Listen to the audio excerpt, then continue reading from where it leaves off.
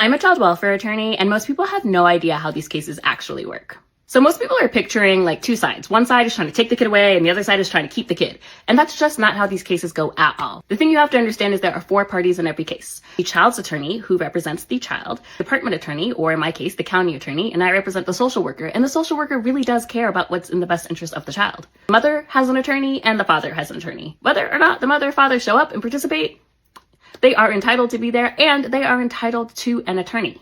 Something people don't realize is that if you can't afford an attorney in child welfare case, at least in Maryland, you get a public defender because you have rights as a parent and you have to have someone to protect those rights. So everyone gets an attorney. Our goal is actually to find a solution, and more often than not, we can find an agreement that is good for the whole family. If the parent is not able to, we really want the child to go to a grandparent, an aunt, a niece, an uncle, someone who has been in that child's life. Foster care is the last resort.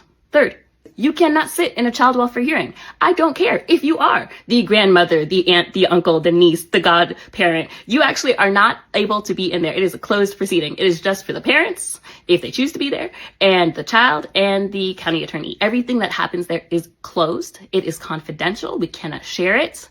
We cannot tell you afterwards what happened. It is a closed proceeding.